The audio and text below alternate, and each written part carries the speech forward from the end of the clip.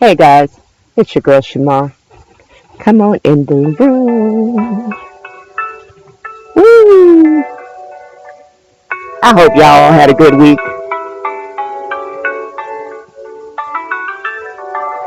Mine wasn't too bad. Got a lot of wind here this week, guys. Zion getting ready for mama.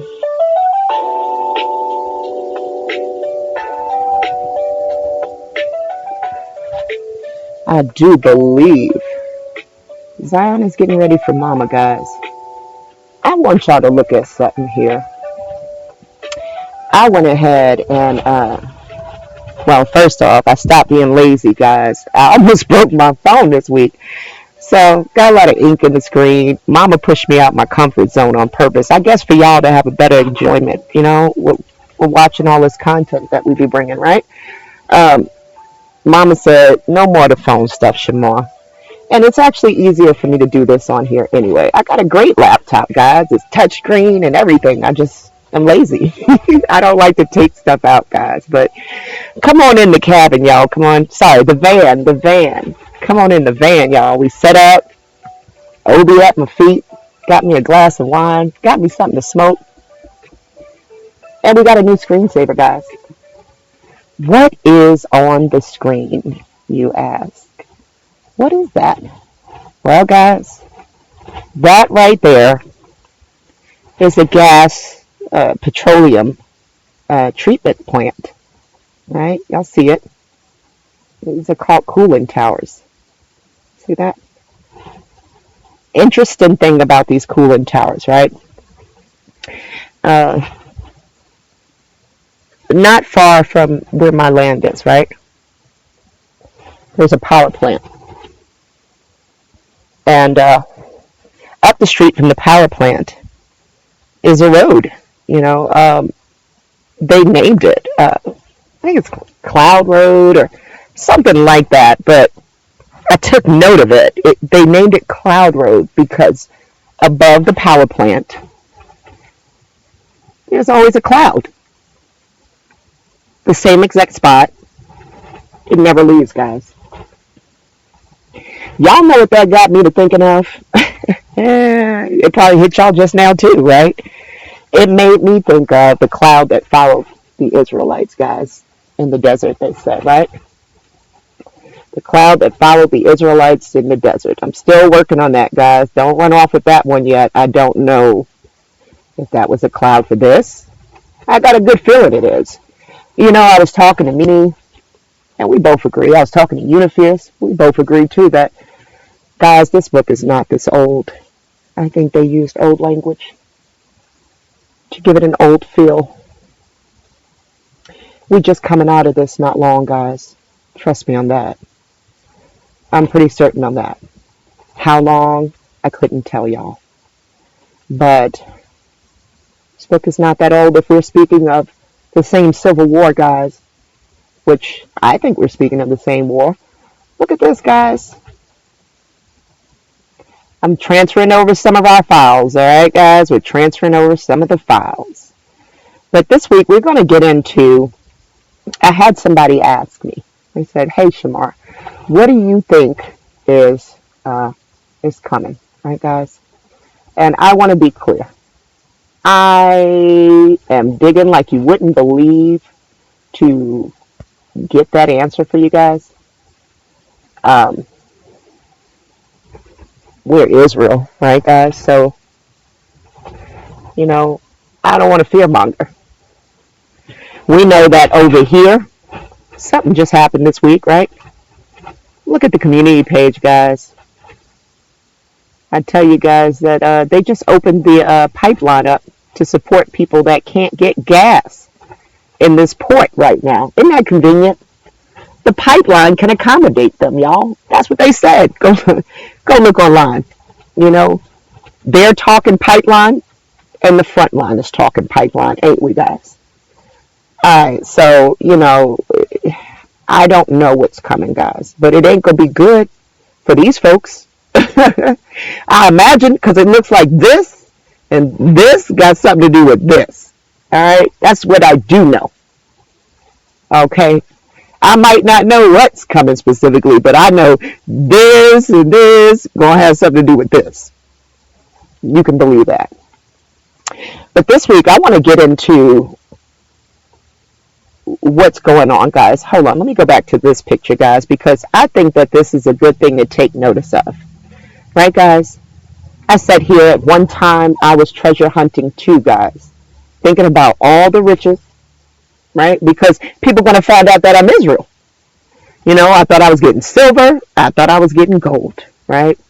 But that is not what it's looking like, guys, at this point, right, guys? I told y'all last week, I think Israel is the custodian, right? Mama gave us the law, and we're going to talk about that law today. What the expectation of her land was, and how that has flipped. Ever since Judah was a bad boy, Judah was a bad boy. Yeah, Judah was a bad boy.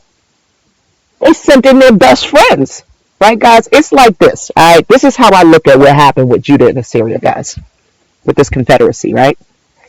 All right, if Unifierce and I, Guys, what we welcome do? back to the front. Sorry about that. Unifierce and I are, 16 months apart?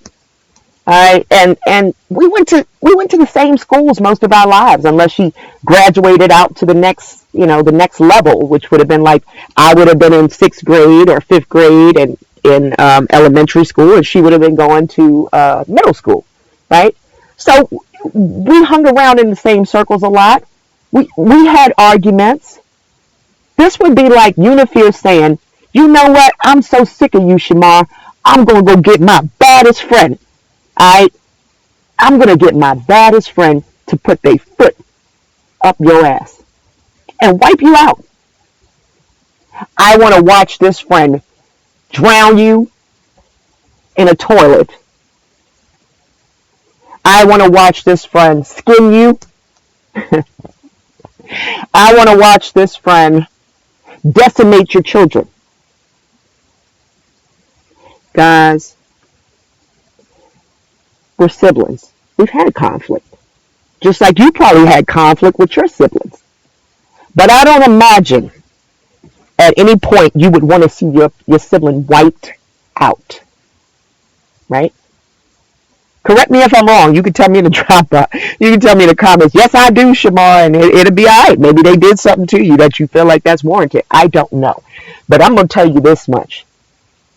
I would never want to see my family wiped out. I can't even give up on my family, y'all. I love my family. You crazy? We are commanded, right? What is it? Job 31? The true Sabbath, guys. Go back to that true Sabbath. We're commanded to draw close to your flesh.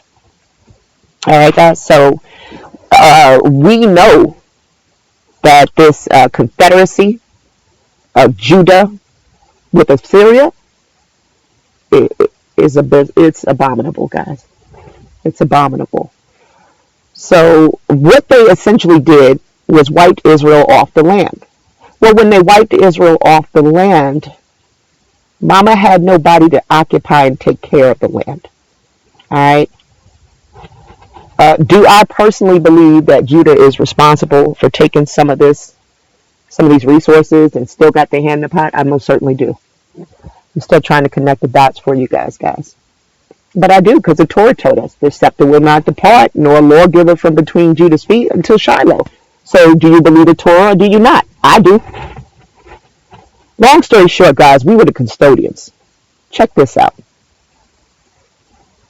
I want to take y'all to Exodus 23, 10 through 11. All right. And then we're going to talk about Leviticus 25, 1 through 7. Right. We had laws for our land. Right. The Creator said, I'm giving you the promised land.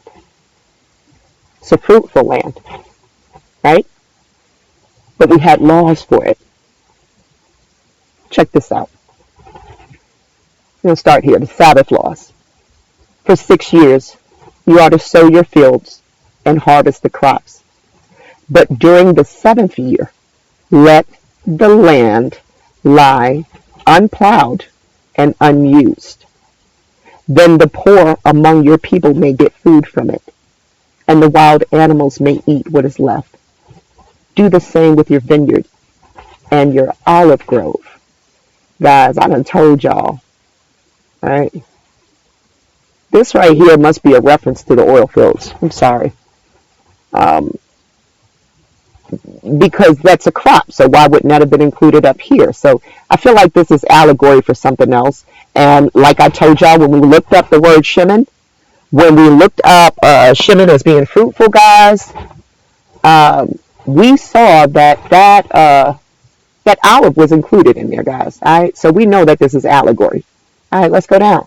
So the Creator said for 6 years, you can grow, you can do what you need to do for 6 years. And then in the 7th year, you're supposed to rest things. All right? Do you think they've been resting these oil fields since they've been tapping them since 18 something? We're going to get into how old they are too, guys. Do you think they have been resting them? I'm going to answer for y'all because I bet you're all saying no. Hell no. We know who we're dealing with. All right? They're motivated by nothing but greed. They have not been resting those fields. I'm going to show y'all. All right, let's keep going. All right, the Sabbath year.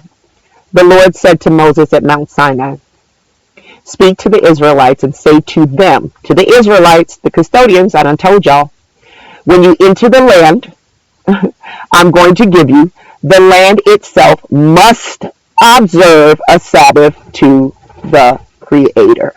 So we see right here, the Creator said the land must observe, right, a Sabbath for the Lord.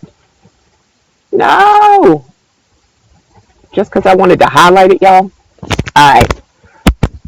This was law right here, guys. For 6 years, sow your fields, and for 6 years, prune your vineyards, and gather your crops. But in the 7th year, the land is to have a year of Sabbath rest, a Sabbath to the Lord. Do not sow your fields or prune your vineyards. Do not reap what grows of itself or harvest the grapes of your untended vines. The land is to have a year of rest. Whatever the land yields during the Sabbath year will be food for you, for yourselves, your male and your female servants, and the hired worker and temporary resident who lives among you, as well as for your livestock and the wild animals in your land. So this was also supposed to take care of the surrounding animals, guys. All right? Whatever the land produces may be eaten.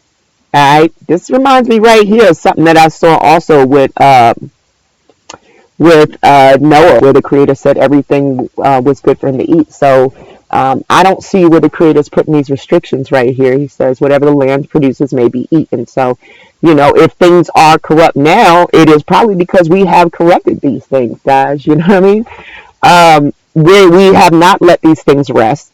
The animals and the wild animals in the land and our livestock, they don't have access to these things. We're giving them stuff out of cans. All right? Let's keep it real. And we want to know why cancer is running amok, even in the animals, right? Could it be because we're not resting the land as the Creator said? It said the land is to have a year of Sabbath rest. Right here. And it hasn't. We know that through our Sabbath rest, right, guys? I showed y'all the diurnal reset that takes place, right? Cellular recovery. All these things that take place when you yourself get rest, right? So what do you think happens when the land gets rest? The land is able to heal itself. We saw examples of some of this in this pandemic that just happened in 2020 when everybody was, staying home, that a lot of animals and things like that were recovering some of the numbers and some of the trees and things like that. So we know that this could have positive impact on the environment, right? And this is why the Creator gave us this law right here. It said, speak to the Israelites when you enter the land I am going to give you. So this was the law for this land. All right? This land came with laws. And we were the custodian. All right? When we're not at the wheel holding down the Creator's laws, look what happens. I'm gonna show y'all. Let's keep going. All right, guys, I wanted to show y'all what the laws was. Now, let's get into the oils for the lamps of Assyria, right, guys? Because they don't want to make you think that, technology is new. Oh, they were just lighting fires. You understand what I'm saying? They really want to have you think that we were not as advanced as we were, right? But remember, Assyria kicked in whose door? The northern kingdom, right, guys? What do you think they came in there for, guys? Hmm. What do you think, guys? What do most people come in and do a home invasion for? They looking for things they could use, right, guys? Let something go down in this community, and we run out of food. You're gonna kick in somebody's door. You're looking for things you can use, food, resources. So it's my personal belief that when Assyria conquered Israel, they conquered the oil too. All right. Let's read this article real quick. Oil lamps of Assyria. You and I live in a petroleum-based global economy. Most likely you've heard of the theory of peak oil. That's important, guys. Meaning that there's only so much oil in the ground. Once we start running out, prices will skyrocket. Did anybody know that we could run out of oil? Right. I'm learning this too, y'all. This one I didn't know. I knew we could run out of coal, which is what we use for electricity, and that we were running low on water. You understand what I'm saying? I knew these things. So those are called non-renewable energy sources. So you got your renewable and you got your non-renewable. Oil, coal, these are non-renewable. Solar, turbine power, that's wind power, guys, that's renewable. All right, guys, we're not going to run out of that. All right, so let's keep going. Right here, once we start running out, prices will skyrocket. Scientists, economists, and oil industry representatives have been arguing about this theory for years. All right, this guy right here, Leonardo, he's an energy company director, said, we'll never run out. We'll just supplement traditional oil wells with unconventional methods like fracking or extracting petroleum from tar sands, right? And they call that bitumen. So obviously we're here, right? Why do I say we're here? Because we're fracking right now, ain't we, guys? Yeah, we're fracking right now. And the Keystone XL pipe was to get the oil from out of the Canada tar sands, wasn't it, guys? So obviously we're running out. All right? They're trying to supplement it because we're running out. Pay attention, right? All right, but these are horrible methods. These abuse the planet, guys, and this is what I'm talking about. Israel is no longer at the wheel and at the well, right? We're not at the wheel and we're not at the well holding it down. We're not implementing our days of rest, right, that the Creator told us to do right here, right? 6 years, right? Give that land 6 years of rest, right? You got to give the land that 6 years of rest. We're not there at the wheel. So this is not happening, all right? And obviously we're running out. All right, so let's go. And of course we're drilling the deep ocean. Yeah, they're doing that now, right? So an environmentalist responded that there's more than enough oil for the unconventional sources for capitalism to deep fry the world with climate change. So they kept telling you, I don't know, we don't know where this is coming from or what's causing this, right, guys? Now they know. They know it's the type of stuff right here, right? Israel is not at the wheel. Israel is not stopping these over resources, right? And obviously with us not being at the wheel, we're running out, right? We're going to run out because they're already implementing methods like this, okay? The guy said, when we start running out, we'll go to fracking or we'll just take from the tar sands. So they just going to keep on going, all right, until they run out. Trust me. That's why, trust me. Let's keep going. All right, so theories aside, everyone agrees that petroleum is getting harder and harder to access. It wasn't always this way. Natural oil seeps occurred in many places, most notably the Middle East, right here. People figured out how to use it early on. What did I tell you guys? Do not let them make you think that this is some sort of new stuff that we're using, all right? They knew how to use this from years back, all right? All right. Vitamin was found on the tools of Syrian Neanderthals. So they're saying Neanderthals were using this stuff. All right. Subsequent peoples employed vitamin for waterproofing boats and baskets. Right, because they said when De Soto's men pulled up, they saw this stuff bubbling and they sealed their boats with it. All right. They used it for making mummies and in construction. Liquid petroleum, which Herodotus called stone oil, guys. Stone oil, right? Was used as a medicine and for lighting. What did I tell you guys? I don't personally think that we were manufacturing this stuff. I don't really know when it came to us being in the wilderness, what all of that was about. I got my theories, but I haven't been able to research them. And I'm not going to just throw them out to y'all. All right, guys. I like to make sure that what I'm telling y'all has some credibility to it. So I'm going to keep that theory to myself until I research that and come up with some credibility. Right, guys? But I got my eye on Moses, guys. I really do. All right, because we know he wasn't allowed in the promised land.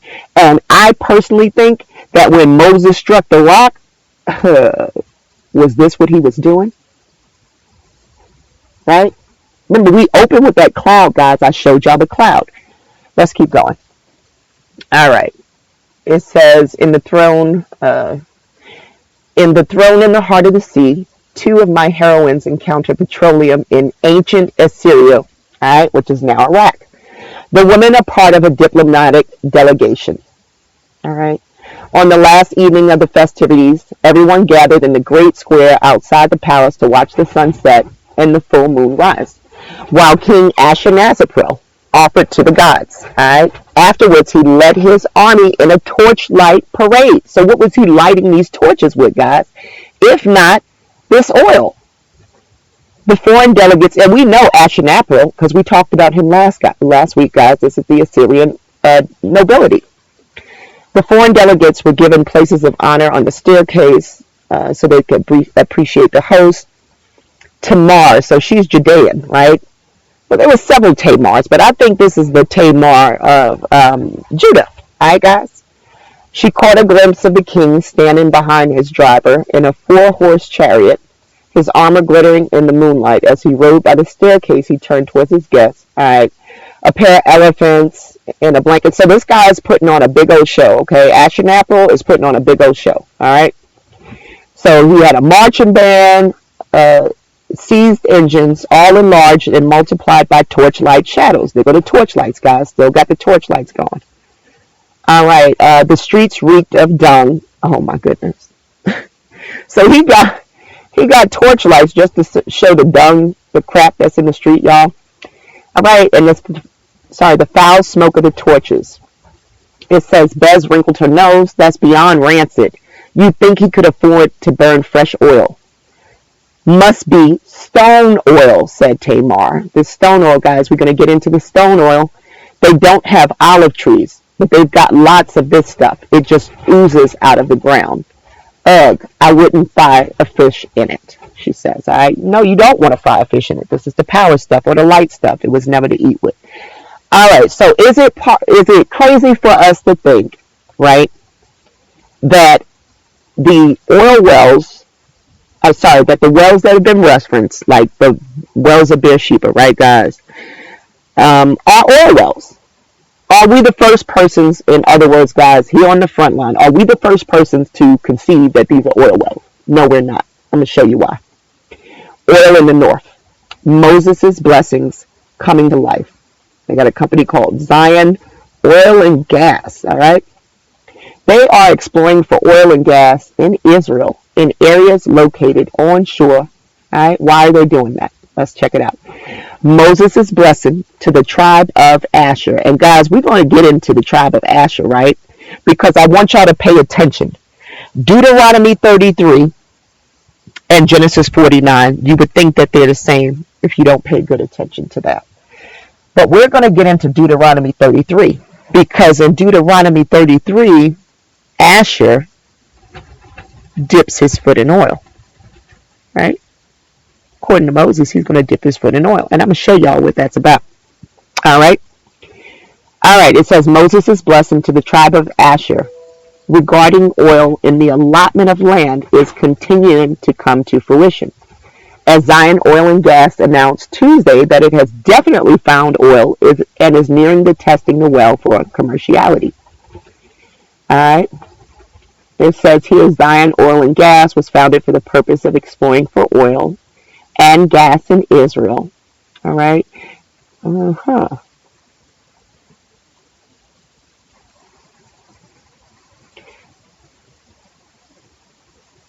All right, here we go. I want to get down to this, right? It says here the company uses a map of the 12 ancient tribes of Israel and the biblical assertion, the foot of Asher to be dipped in oil on the head of Joseph. Now, we've never read a verse like that before. I need to find out where they got that from. What biblical verse did they find that in? It's probably just a different translation, but I need to find out what translation that is. But anyway, the translation I've been reading says that Asher would dip his foot in oil. All right. It says, as an unlikely guide to help it decide where to drill. Right. They are using the Torah because they themselves recognize that this ain't no water wells. So ask yourself this. If they thought it was water well, why would, excuse me, guys, why would Zion's Oil be using the map to locate oil if they thought this was water? Even they know that, guys, that this is not water. According to Globes, Zion's oil shares can be described as high risk because the firm has never produced oil. You know why? They ain't been able to produce no oil. They done hit it on the head that this is talking about oil, okay? The problem is they are over there. Yeah. They're over there looking for the oil. They're not over here. See? They're in the Middle East over there. They don't crack the code for this Torah, though. They don't figure that this is talking about oil. But of course, they're never going to produce oil, all right? Because they're not in the right region. I'm glad that they're using the maps. This helps us, guys, because they're actually using the maps and using them over there and proving that that ain't the place. They done did us a favor. They done did a little homework for us. They just proved that that ain't the place using the very maps. All right, guys, so we can save ourselves some time and energy. Thank you, Zion Oil, for going over there to look for oil, right, guys? All right, so let's come back over here for a second. Let's talk about oil and war. Look at this, guys. Every year, they've been fighting, and it's been about oil. Look at this. It's the struggle for resources and the role of oil in war have defined modern civilization. It cannot be stated too forcefully. American oil, which amounted in all to 6 billion barrels out of a total of 7 consumed by the Allies for the period of World War II, brought victory. All right? They were using this oil, guys, to win victories, all right, to take over globally. All right? Look, Confederates attack oil fields. And perhaps the first raid on oil in war. How is this? They said that we've been using oil back to the Assyrians, but this is the first raid on oil in war? In the springs of 1863, a regiment of Confederate cavalry attacked production and storage facilities at the prospering Union Oil town of Burning Springs in what would soon become West Virginia. The rebel raiders destroyed equipment and thousands of barrels of oil. Isn't the Creator supposed to deal with the rebels in the wilderness? I keep showing y'all this connection to this Confederacy, guys. This ain't no old war. All right, all of this stuff just happened. All right, so we see the history of fighting for oil in the wars. I want y'all to hold on to that because in the end, I'm going to show y'all something, right? I want y'all to hold on to the oil being connected with the wars. All right, so let's keep going because I want to talk about fracking for oil and gas.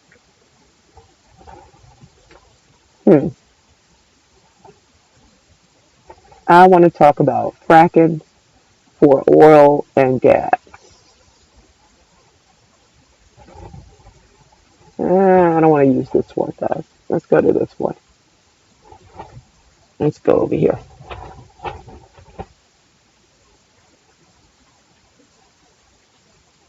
All right. Fracking. It's an American success story, guys. You see that?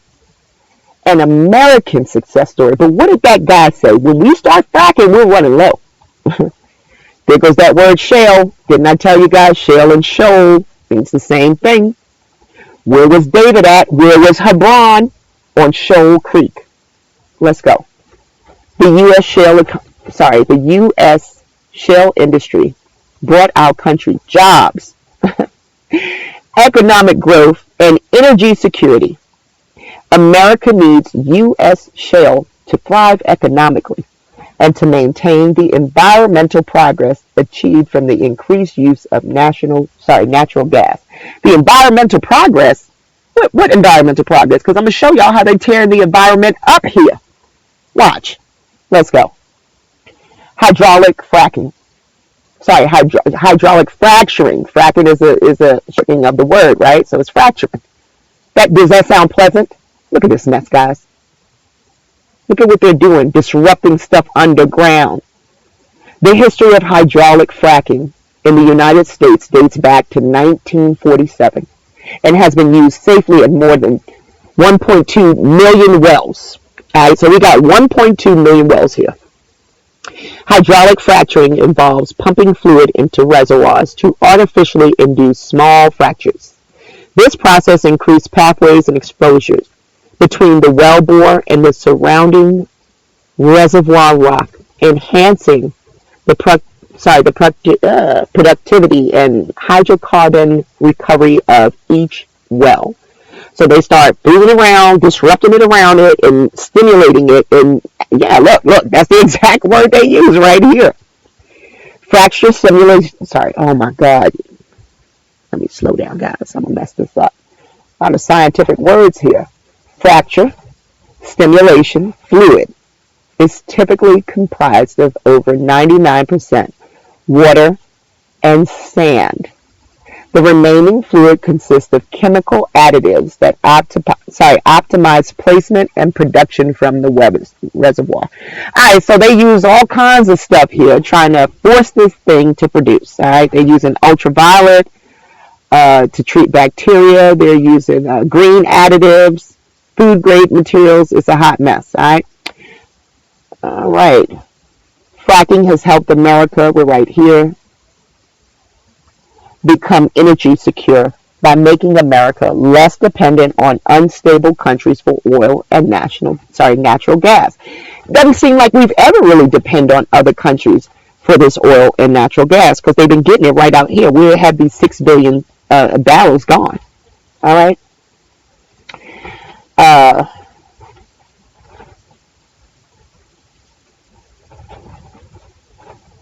All right, it says that in 2019, we were dependent on some petroleum from foreign countries, but it declined to 3%.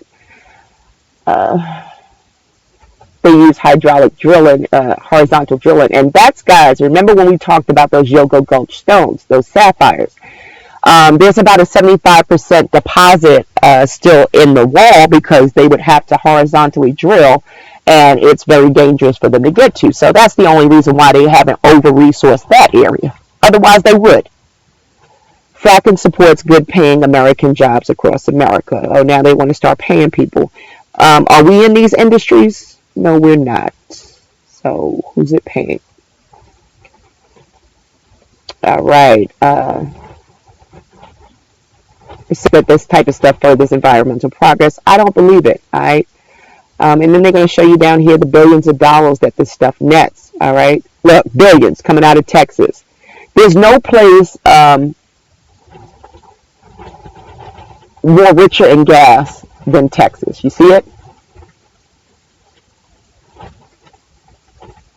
There's no place more richer in gas. And how many states we got here? 1, 2, 3, 4, 5, 6, 7, 9, 10, 11. So we got 11 states here that they've got listed as gas producing, guys. But there's no bigger state than Texas. And where is Mama landed? Over Texas. And I'm going to show y'all why I think that is. Yo, check this out, guys. So let me close some of these windows up here. All right. When we started figuring out that these were in fact oil wells, guys. I started thinking about this menorah, right, guys? Hmm. The menorah, multi-branch candelabra used in religious rituals of Judaism that has been an important symbol in both ancient and modern Israel. The seven branch menorah. What did we talk about, guys? The seven sisters of the oil company. All right? And look, here's the bow. Here's the main bow, right? And out of this bow, all the others get the oil, right? This is the main branch. This is your bow, guys. And look, we got the seven arms on it, right? Representing what? The seven sisters, guys. The seven branch menorah was originally found in the wilderness sanctuary and then later in the temple in where? Jerusalem. This ain't our town, guys. This is Judah's town. So no wonder it was hanging out with Judah. I told y'all, Judah been a bad boy. Look at Judah running around with menorahs and stuff. All right. It says it was a popular motif of religious art in antiquity. An eight-branch menorah modeled after the temple menorah is used by Jews in rites during the 8-day festival of Hanukkah. All right.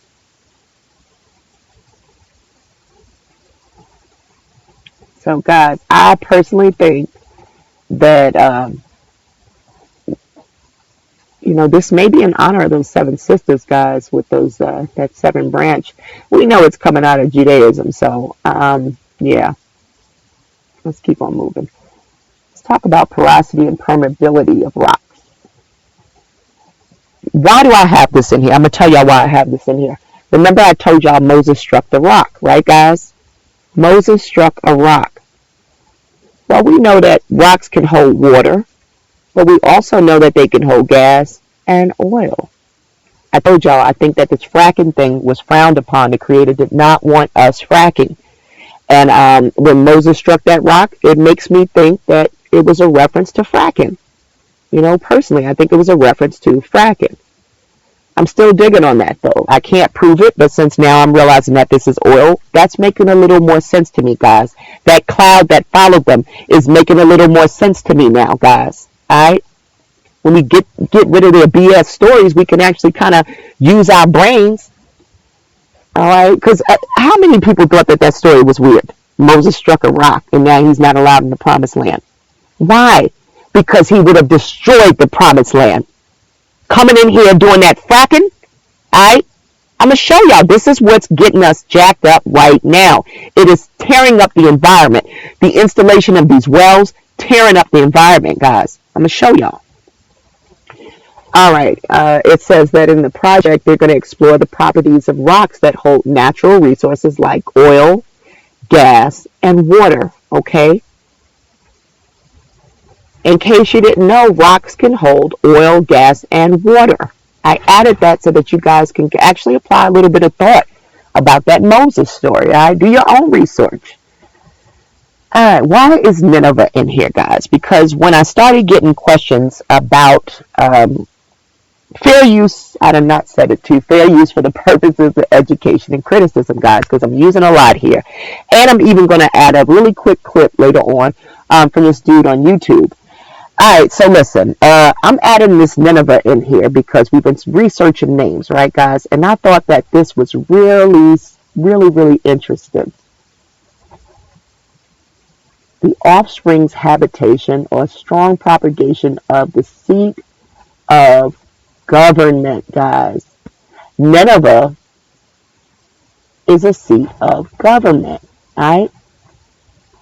I thought that was real interesting. And there's a relation to the name Nun, which we know is a relation to the name of Joshua, right, guys? So I don't know, guys. I'm still digging on this. But as of late, I've heard two people.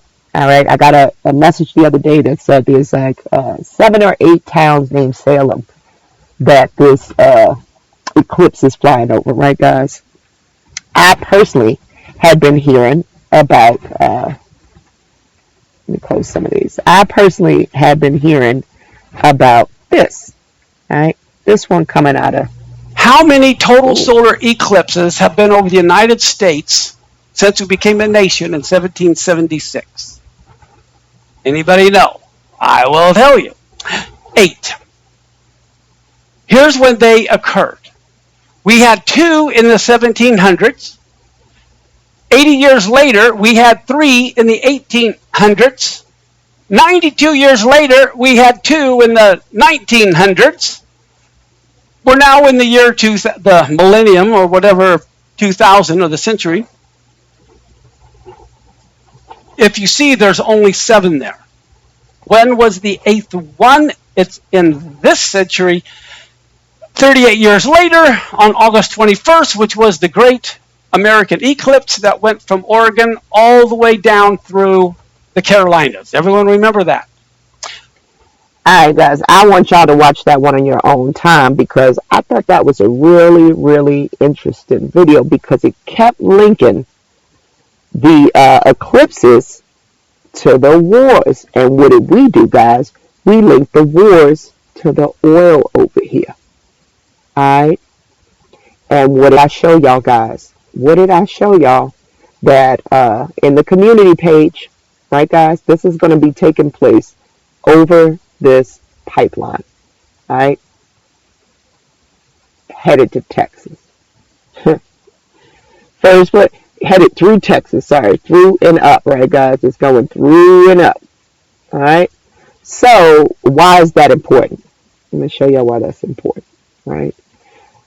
Let's go to this guy's page right here. What's happening in Texas? Let's talk about what's happening in Texas, all right? Nobody really knows what you're supposed to do. Leaking, exploding, abandoned wells wreak havoc in West Texas. Did y'all know this was happening? They took the money and ran. All right. It says the Texas Railroad Commission is tasked with plugging wells, but the state regulators say their scope is limited. Imperial, mounds of dirt towered over Bill White, who stared helplessly at the piles that had once been pastures for his cattle. After a few moments, he turned his head and surveyed a vast pool of water that had spilled over his land after an abandoned well exploded in early December. The water that sprang from the forgotten hole. Remember, guys, I showed y'all how Texas has the most wells, right? Because Texas is in the billions, like 40-something billion dollars, where everybody else, what was it, about 11 other states, and everybody else was like in single digits. Texas was killing it, all right, because Texas had the most wells. All right. It says the water that sprang from the forgotten hole drilled, searching for oil or water, contained so much salt that it scrubbed the life off the land. It decimated the soil. All right, guys, what I told you. Anybody caretaking for the land? Anybody resting the land? Anybody making sure that the land and the animals are taken care of? Hell no. Because they are so motivated by money. All they care about is taking the money and running. Israel is not at the wheel anymore. All right? And this is what's happening. He's a rancher who spent a decade tending to the spoils of the West Texas ranch. Says nobody really knows what you're supposed to do about something like this. Right? The massive pool of salt water on his ranch is the latest man-made disaster. Right? Man-made disaster.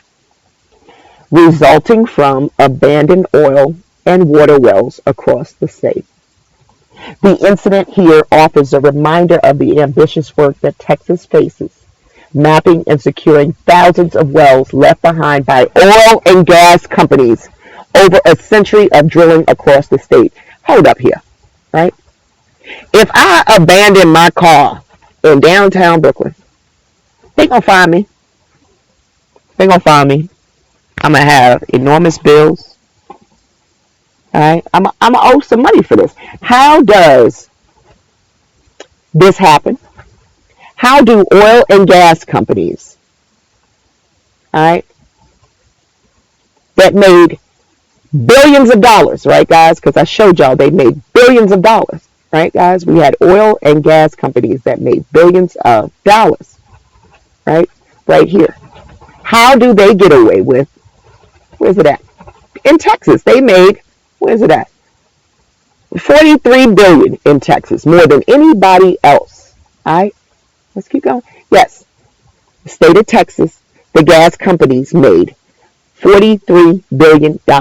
How do they get away with leaving these oil wells abandoned like this to cause these man-made disasters? How? Let's keep going. It also highlights an uneven approach to environmental cleanup by the state's Railroad Commission, critics say. The commission is tasked with regulating the state's oil and gas sector. It has millions of dollars to plug orphan wells. However, the three-member elected body has fought with groundwater districts and landowners about who is responsible for plugging certain wells. So they just get to tiptoe around this nonsense and play games, so nobody's got to really do nothing. All right? They could just duke this out and drag this out for as long as they want while they keep decimating the soil. What did it say right here? They can keep decimating the soil and drag this out and keep pointing fingers at one another while nobody does nothing. All right. It says here, well blowouts in West Texas. A well blowout on Bill White's ranch in December, dousing the land in salty water. 2 years earlier, another blowout occurred 1 mile away. Regulators and scientists are searching for answers for what is causing abandoned wells in Crane and Pecos County to come back to life. So some of the wells are coming back to life. Complicating the effort are thousands of undocumented wells. Why would they document the wells? They don't want you to know where this money was going and coming from and who was getting it. Of course they wasn't documenting the well. All right, the one on this guy's land is not documented. So who's getting, oh, this is good. So if we have an undocumented well, guys, who got the oil out of this and who got paid for this? Good question, right?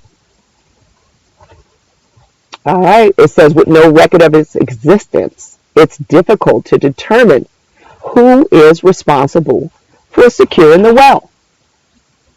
Despite there being no record of the well that erupted on White's Ranch, the commission paid $2.5 million to plug it up and clean up the spill to ensure safety.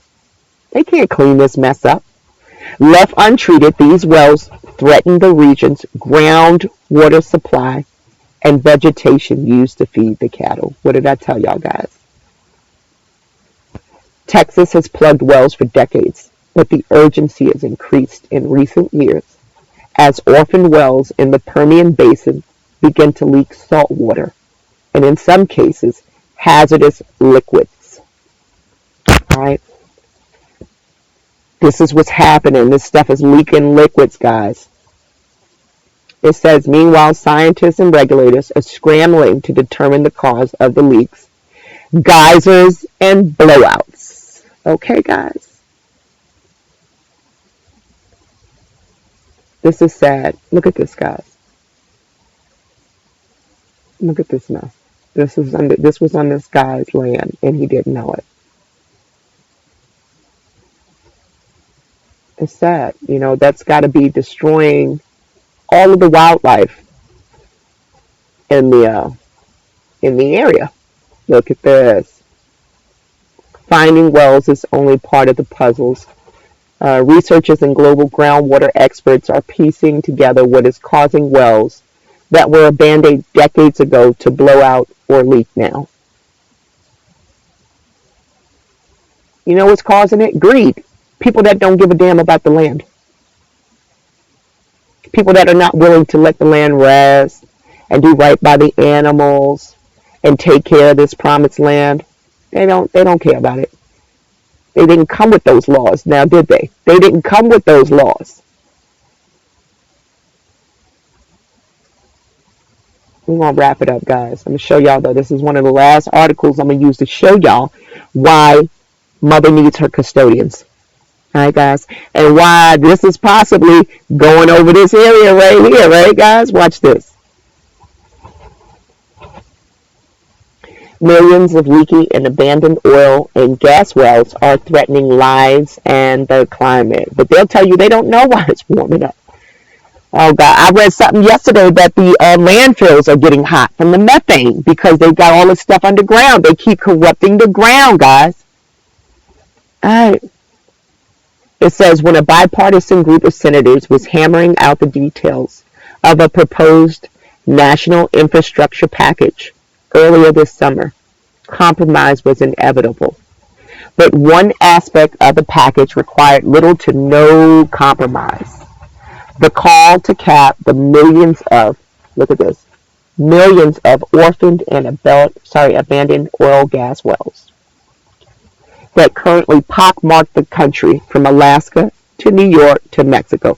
They say this like this is just some irresponsibility of like some random person. You know, this is companies, guys, that are going in here, digging these things out, taking all of the money, getting everything they can get, and then walking off afterwards. All right? Could you do that? No. Could I do that? No. But these companies can. Whether it's through the bipartisan infrastructure deal that currently is being negotiated or through additional upcoming legislation, it ain't gonna matter. We don't need your legislation because mama's gonna come back and put her foot up everybody's ass that's been doing this. All right, Judah? Taken together, these wells are a major source of air and groundwater pollution as they continue to leak toxic substances such as arsenic and methane even after they are no longer operational. So even though they're not operating, these things are continuing to leak these substances, guys. And nobody's at the wheel, nobody's responsible. We can't get the Seven Sisters to show up. But they also represent an all too rare point of political consensus. Just about everyone, from the reddest of red state Republicans to the bluest of blue state Democrats, agrees the well pose a serious threat to public health, that they need to be properly sealed, and that doing so will create jobs while making us all safer. You can't seal it because it says it's going to continue to leak. What are orphaned and abandoned wells? Over the past 100 years, fossil fuel companies and some private landowners in the United States have drilled tens of millions of holes deep in the earth to extract oil and natural gas. When a well goes dry, its operator moves on. Alright? Orphaned wells are those for which no former owner or operator can be located. How's that possible? Huh? You can look up the history of Chevron going from person to person, and you're going to tell me there's nobody responsible right now? That's bullshit.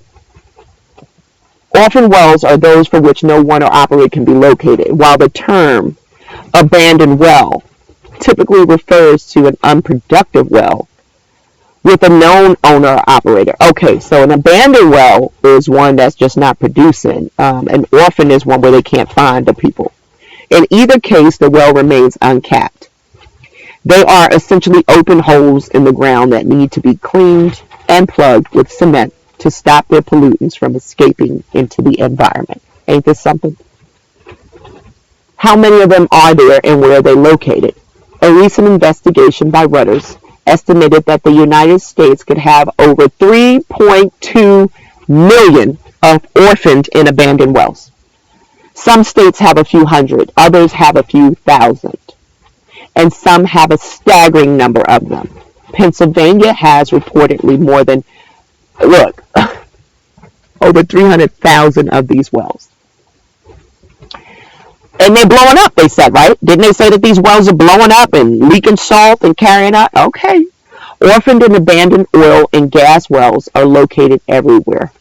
They can be in the middle of a forest, in backyards, in farm fields, even under sidewalks and houses. Basically, they are anywhere that oil and gas development has taken place.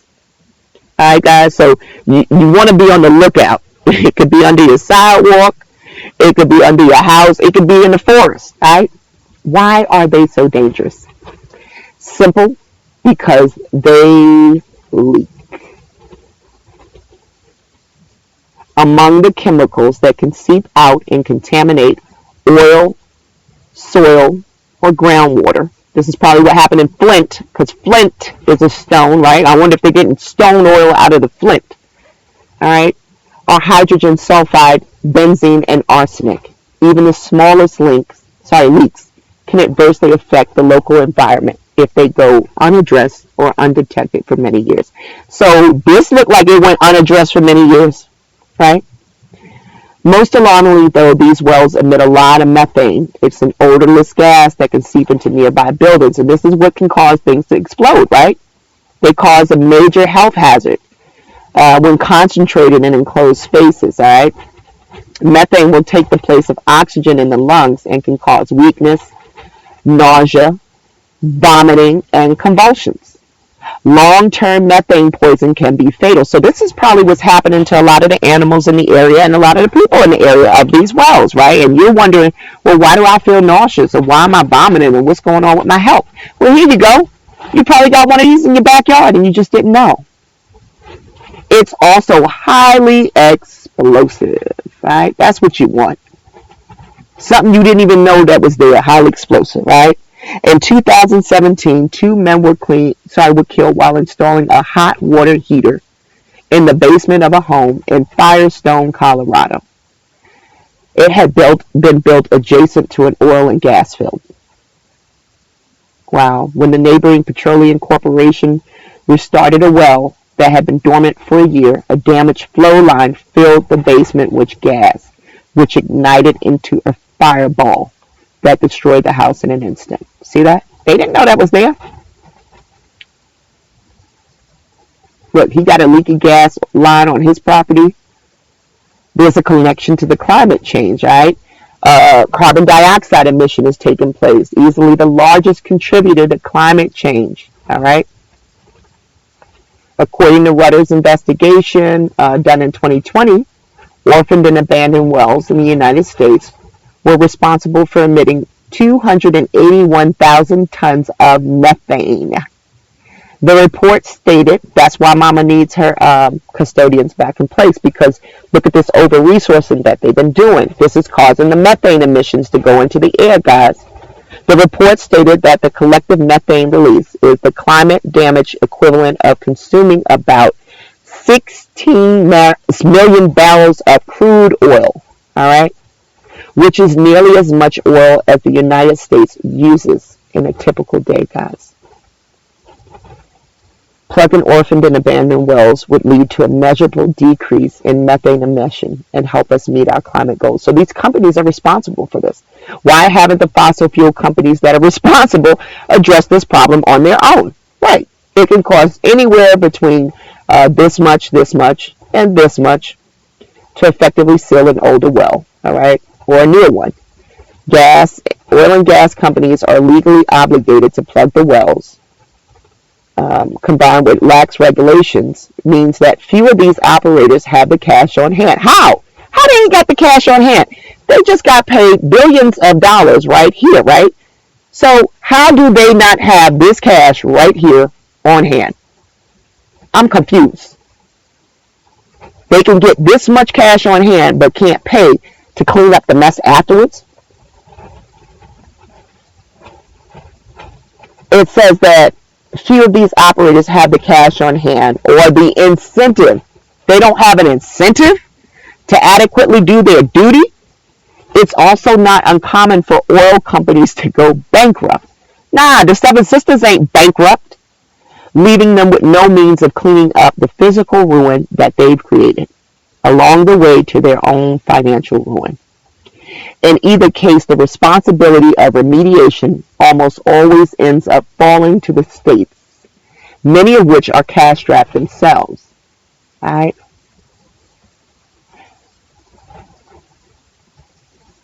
It says, at best, this would only solve the problem going forward, not address the cleanup of the backlog of 3 million wells.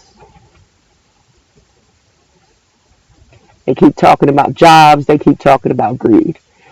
Guys, they got no intention of cleaning up this mess. All right. So, what do you think? What do you think Mother is coming up in here? All right. They got no intention of cleaning up these messes that they've made with their pipes, guys.